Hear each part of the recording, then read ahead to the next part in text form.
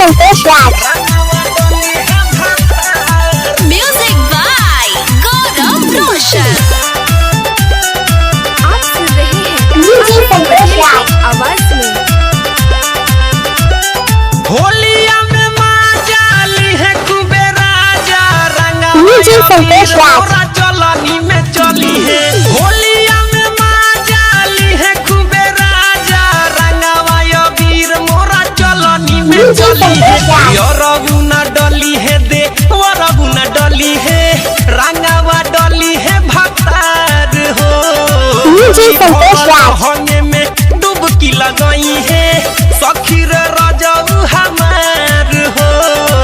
रघुना डली है दे रघुना डली है रंगावा डली है भक्तार हो। डीजे मनीष रक्सौल। डीजे संतोष राज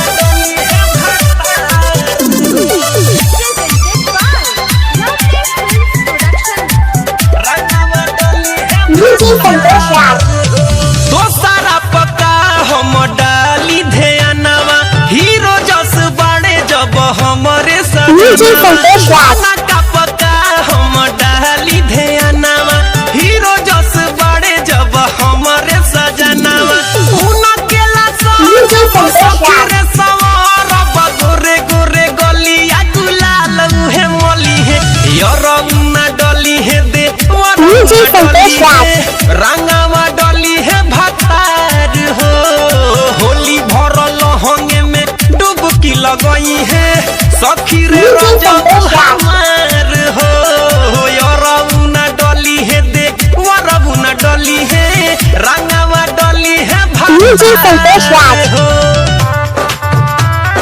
यरौना डली है वरबुना डली है वरबुना डली है डीजे संतोष राज रंगावा डली है भतार।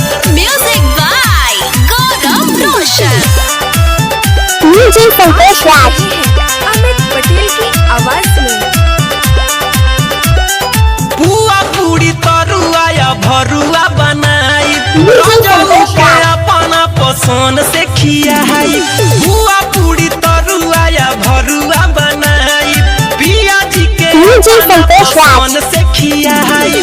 जब मन डली है सखी रे निकली है देखी देखी लोग भले के तनो भी जली है। डीजे संतोष राज रंगना डली है दे रघुना डली है रंगावा डली है भतार हो।